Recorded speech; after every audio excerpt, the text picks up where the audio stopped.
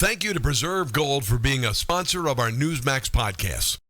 Thinking about investing in physical gold or silver but not sure who you should trust? The folks at Preserve Gold are the perfect partner and highly rated for all your precious metal needs. Text the word DAILY to 50505 and get up to $10,000 in free gold and silver, and to learn more today from Preserve Gold.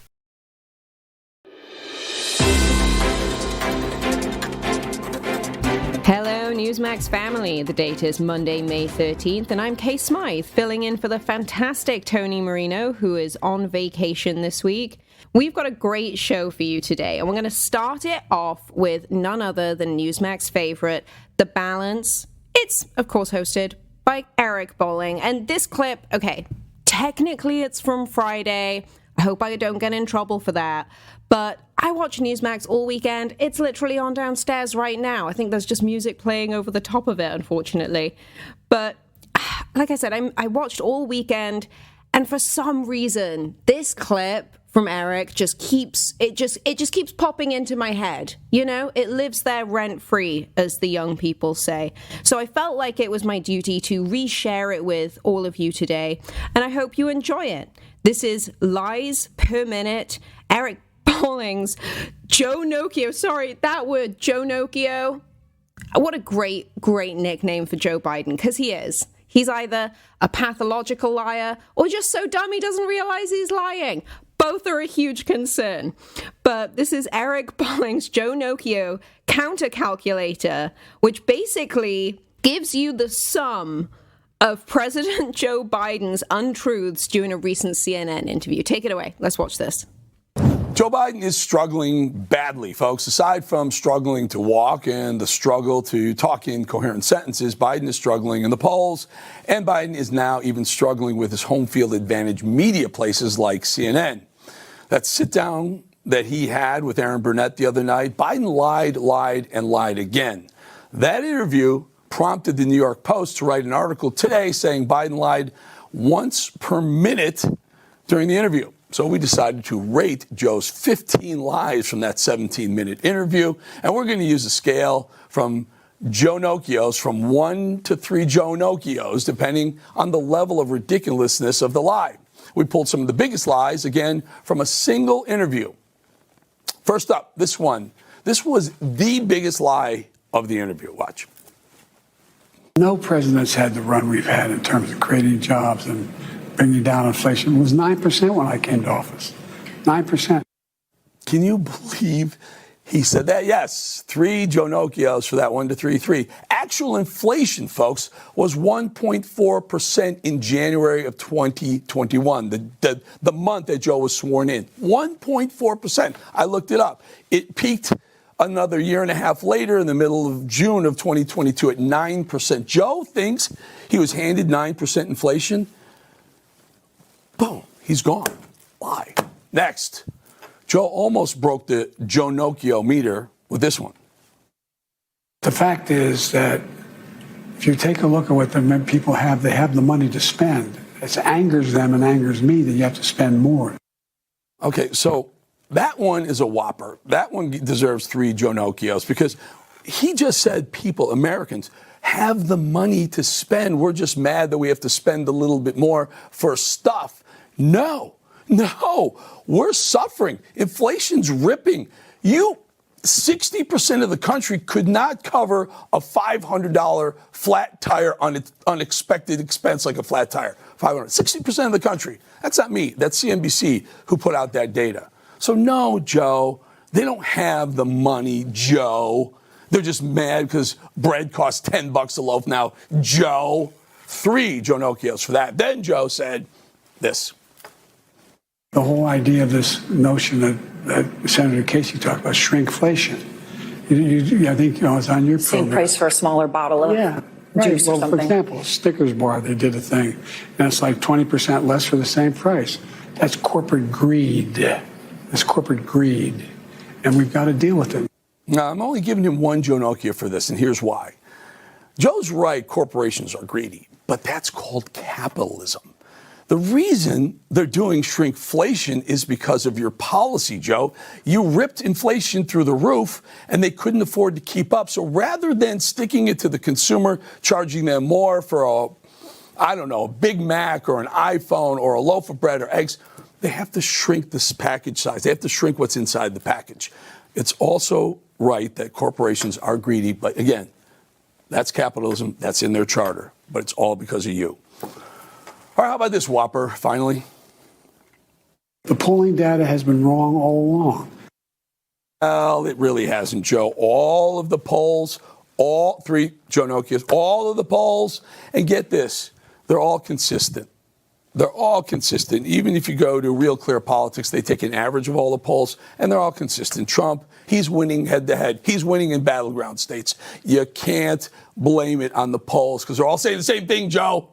You're losing. 3 Joe-nocchios.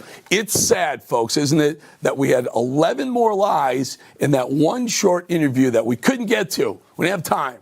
Sad, moreover, that we're talking about our own U.S. president who is so lost, he either can't remember stuff or just feels it's A-OK to just upchuck a lie when he's got nowhere to go with a question. And by the way, shame on you, Aaron Burnett, for not pushing back when these lies spilled out onto your lap.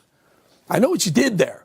I know what you did. You thought simply framing the questions in a bit of a tough way would shield you from scrutiny. Not here, my friend. I know you a long time, Burnett. You don't get a pass allowing Joe Biden. I hate when I mix those two of them up. Allowing Biden to lie to your face and to us. You simply nod your head. Lamestream journalism, Aaron, and CNN. You all earned yourself 5 Joe-nocchios for that performance.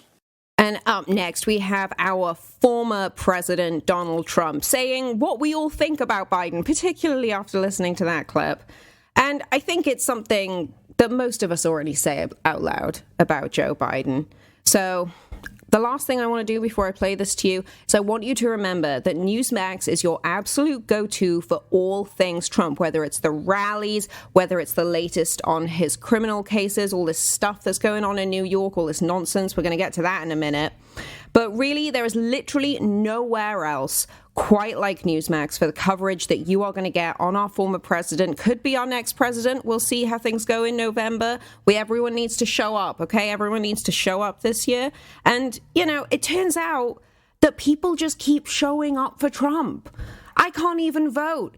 And yet, listen, you can hear the crowd coming to you from all of Trump's rallies are traditionally massive, but this was a particularly big one in Wildwood, New Jersey. So let's take it away. Let's listen to this clip and what former president has to say about our current president.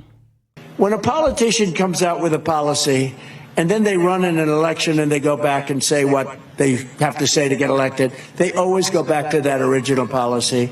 And you know what this guy's policies are. They are bad. They are really bad. And the funny thing and the sad thing is he really never changed. He goes through, like, who the hell would keep an open border? Because I think it's killing him in the election. Now, I may be wrong. Maybe this is a great political thing to have millions of prisoners and mental institution people come in. Maybe it's a good thing. Maybe I don't understand. Maybe we all don't. Is there anything good about that politically? Is there anything good about high mortgage rates and high taxes? Your taxes are going to go up 4 times if this lunatic is elected. It's going to go up 4 times. And by the way, I have to say this. I have great respect for the office of the presidency. I never used to talk about Biden this way until he did something that you can't do. He indicted a very popular president. I mean, I was very popular. I got more votes than any other president in history. You know that. I got more votes than any other sitting president in history.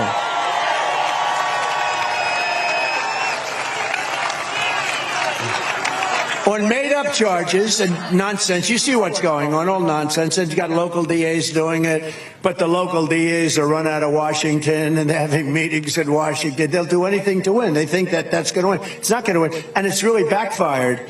In fact, I heard they were going to do a couple of other things, and they said from Washington, don't do it, please don't do it.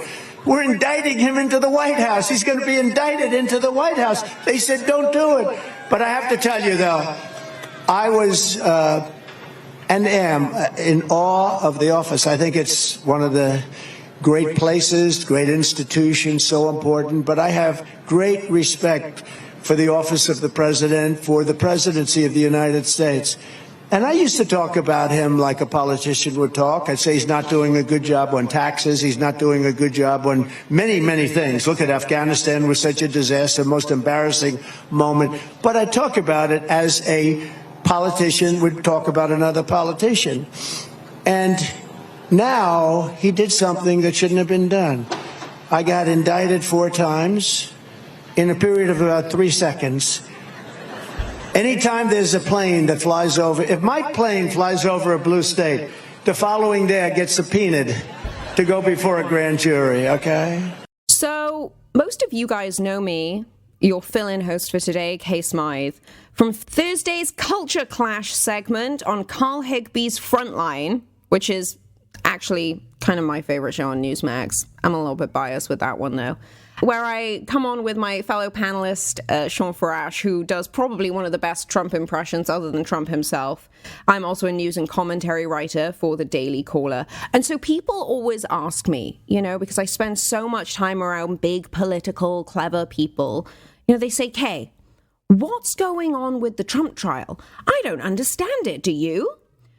And I always reply with, no, I don't really understand it either. But anyway, that's why I watch Newsmax, because they'll make it make sense. So on this week's Saturday Report, we had former acting Attorney General Matthew Whitaker come on and tell us that there is absolutely no reason for Donald Trump to testify in this case that's going on in New York, because it turns out it's just that week. I'll let him explain, because like I said, I can't. This trial is a complete circus at this point in time. Stormy Daniels was not credible. You heard on cross-examination how she speaks with the dead and makes money doing that, and all sorts of just crazy make-believe testimony and stories that she told. I think what we should expect from Michael Cohen is quite simple. You're going to have a convicted perjurer, someone who has been recently in the last week admonished by a judge for not telling the truth. I think you're going to hear him tell all sorts of tales, but none of them should be believed unless they could be absolutely 100% corroborated, which is going to be very hard because he's most likely going to be making them up on the stand as he goes. So how long do you think he will be on the stand? And we saw some pretty spirited and I thought searing cross-examination of Stormy Daniels.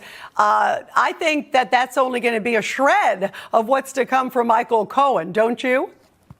No, I agree, Rita. I think we're going to see him on for multiple days, maybe even 3 to 4 days. It may take all week to, get what he has to say, although it's not going to be that important. And I'm guessing that the jury is starting to wonder what the crimes that are going to be alleged, because they've heard a lot of testimony, but they haven't heard a lot of evidence that's going to support the elements of the various crimes that Alvin Bragg hopes to prove beyond a reasonable doubt. So I'm guessing that the jury's getting a little impatient with all the nonsense they're hearing so far. What do you make of the fact that Stormy Daniels, also after she testified, she was clearly baiting President Trump and was talking about, real men should be testifying. Do you think, despite her comments, do you think the president will? That's usually a judgment call that's made at the end after all the evidence has come in, both for the prosecution and the defense. And then you make a decision. I've both been a prosecutor and a defense lawyer. I've tried many cases in front of juries. And quite frankly, you don't know until the end whether it's you need to put your client up or not. I would tell you, so far, I don't see any reason for President Trump to go up. I think the case is incredibly weak, and I don't think that he ultimately is going to have to defend himself because the evidence is just not proving the case.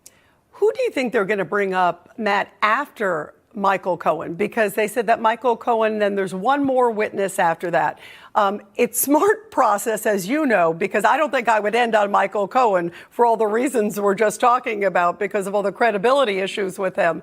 Who do you think they would try to put on afterwards? And is that designed to also put a little distance, if they're skeptical about Michael Cohen, somebody who can maybe try to help rehabilitate him if he needs it after that?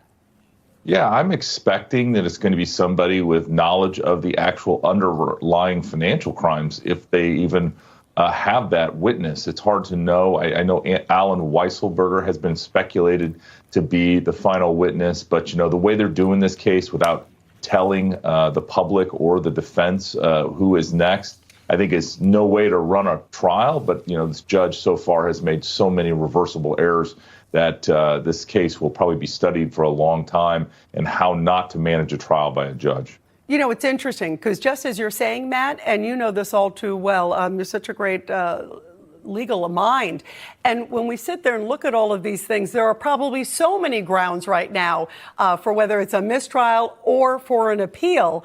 And yet that doesn't seem to be an issue with this judge. He's throwing things out there you can hear, but it seems like the intent is politics, just to get some sort of result prior to the election versus fair justice along the way. I mean, in many cases, this judge should have recused himself from the get-go. He donated to Biden. His daughter is making a lot of money on these Democratic causes.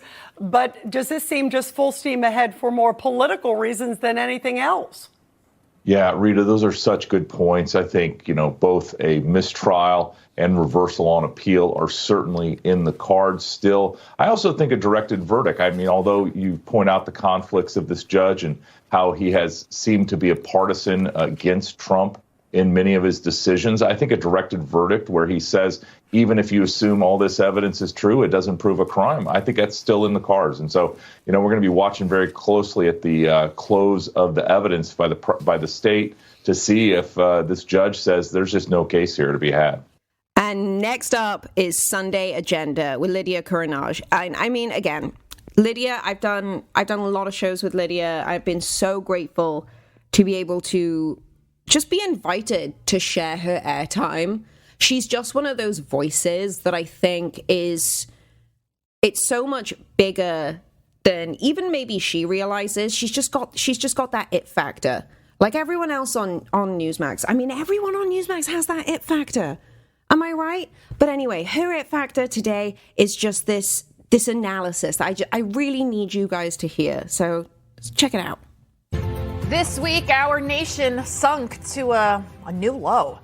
Just when you thought the swamp couldn't get any more ripe with parasitic creatures, New York prosecutors put on the stand porn actress Stormy Daniels, where she detailed lurid sexual details regarding President Trump, a sexual encounter she claims happened in 2006 and then was paid to keep quiet about in 2016. Keep in mind, this is all alleged, and it's a sexual encounter she has stated twice on legal documents never happened. The trial becoming such a mockery. I want you to take a listen to how a former U.S. district judge described the case on CNN. The material that came in was not relevant to this criminal case at all. And I think it shows that she was trying to get Trump. I actually thought there was a motive there. She said she hates him. She said she'd like to see him in prison. I think she was purposely throwing out this stuff to make sure the jurors were prejudiced, particularly the women jurors, but probably half of the men, too, were really put off. But they may have been put off with her because she was too obvious in her efforts to get at him. Obviously, she's talking there about Stormy Daniels. And can you believe that was on CNN? The looks on all the panelists' faces, the realization that that judge right there, that former judge, is 100% right. Stormy Daniels has a vendetta against Trump. And can anyone tell me what was the purpose of Stormy Daniels' testimony? What was the purpose of putting a porn actress on the stand at all? You just put her on there, say this, that, or happens. Instead, they went into all these disgusting details. The bottom line is Trump is facing 34 felony charges, each carrying 4 years behind bars for falsifying business records. So why put Daniels on the stand then? Again, to talk about sexual details. And by the way, her story has been constantly changing the entire spectacle. And that's what this is. It's a mockery of the justice system. All of it, I think, is simply to break Trump down, humiliate him, destroy his marriage, destroy his family, break his spirit, and aiding in the left's quest to destroy Trump, the left-wing media, who degrade Trump every single chance they get. My first question is, what shade of orange is his face? I have to tell you. Would it be like more of a tangerine or a burnt sienna? Give us some specifics. It's a burnt sienna. I have never seen him in person. I didn't realize he was that orange. Like, you know, Anna's been making jokes about how orange he is. Is it like her you dress? Said he's orange. It's about like this, yes. Yeah. It's almost like a radioactive orange. You know, it's radioactive, ladies, what Democrats, people like you, have done to this country. Thank you all so much for tuning in today. Again, this is Monday, May 13th, and I am Kay Smythe, filling in for Tony Marino, who's out on vacation. And I'll be back tomorrow for more with the Newsmax Daily Podcast. Have a beautiful day. News breaks every minute, every day. You need the app, the Newsmax app. Find it free on your smartphone store. Then watch us anytime, anywhere. It's our America. We conquered it. We built it. Great values like honesty and fairness. Great courage. A great nation needs a free press. Newsmax is it. 30 million Americans regularly go to Newsmax when they really need to know. They watch Newsmax TV at home. On the free Newsmax app, they go to Newsmax.com. Start today. Newsmax is real news for real people.